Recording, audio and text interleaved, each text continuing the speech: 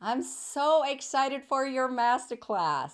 But before I turn the class over to you, I would love for you to share why you think this topic of actualizing our dreams is so important. It's literally why we came here. Why else would we come here?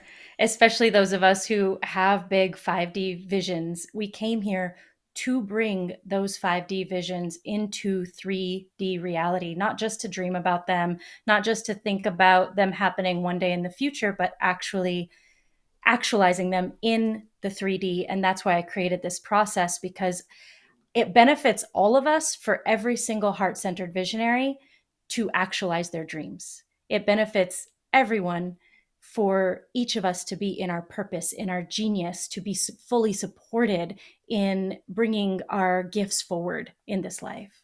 Mm.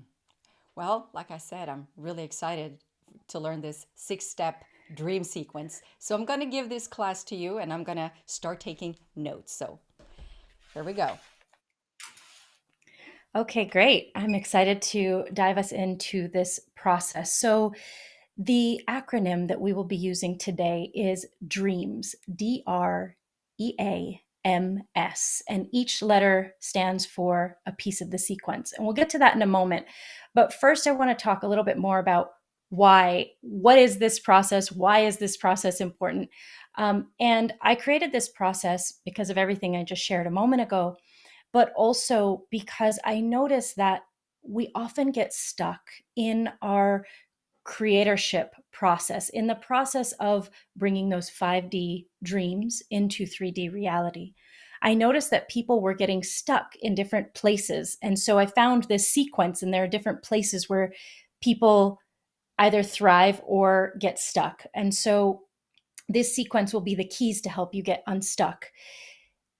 And I believe that we need to repair our relationship to creation in order for us to be able to actualize our dreams. And what I mean by that is actually connecting to the birth process, whether we are women, mothers giving birth to actual children, or whether we are just human beings giving birth to our 5D visions. Either way, it takes a lot to bring those 5D visions, or to bring a whole soul, as in the case of mothership, in motherhood, into 3D reality. And what can happen along the way, especially those of you who are mothers, you know this process.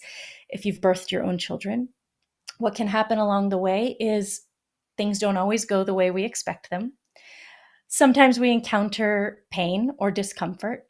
Sometimes we are faced with letting go of how we think it should go, and embracing surrender and allowing the process to work through us. And so that is this dreams methodology, is allowing the process of birth to work through us, and through each part of the sequence give ourselves permission to be with whatever is arising. Just as in the case of a mother giving birth, every single birth is unique, every single birth is a blessing, and every single birth brings up unique challenges, unique discomforts, unique fears, concerns, all of those things. So every time we say yes to the creative process, we're saying yes to the birth process. And these these tips, these keys are going to help you through that process today. So the first one, D, in the dream sequence, is desire.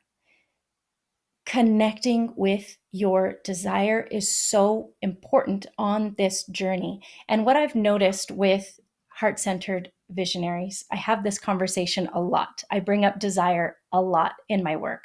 And I've noticed that people will say, yeah, but Leandra, didn't human desire get us into this mess that we're in now? Didn't human desire cause the pollution that we see, the oceans being dirty, the animals being harmed? Didn't desire create all of this? And on one hand, maybe. But on the other hand, there is something that we're all tapped into, that we have the power to tap into, and that is divine desire. And divine desire doesn't operate from the fear and scarcity matrix that we have seen in the past or that we see manifested in our world. Divine desire is what supports evolution and life in its expansion. So, divine desire is actually an evolutionary imperative that asks us to continue to stretch ourselves. It asks us to continue to desire, to continue to follow our hearts, to continue to bring our gifts forward in big and beautiful ways, in bigger ways, in more powerful ways.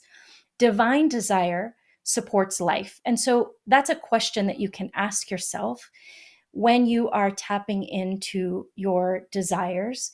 You can ask yourself, does this desire support life? And not just does this desire support life, like all of life, because I know that heart-centered visionaries and those of you who are on the spiritual path, you have this desire in your heart for your life to support the well-being of all. But sometimes we forget to support our own well-being in that process. And so when you ask the question, does this desire support life? The first question is, does this desire support my life? So, as an example, something that we probably all desire, but also have some complicated relationship around it, is our desire for more money.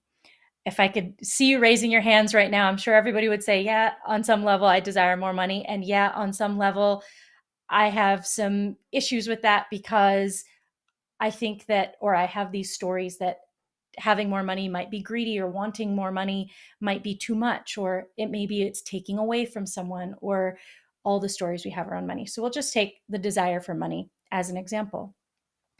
Because we live in the paradigm that we live in, or the realm that we live in, where we have this agreement to exchange money for our services, to exchange money for energy, for value that we create in the world, we need money to support life. Money supports our life in this realm.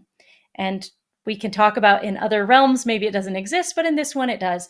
And so, does my desire for more money support life? Does it support my life? And the answer is yes. Most often, it is yes. We need money to support our own well being. And so, you can ask this question with all the different things that you desire.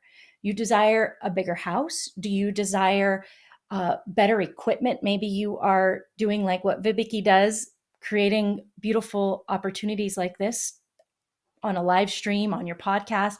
Maybe you desire better equipment so that your voice or the voices of those that you're amplifying can be heard.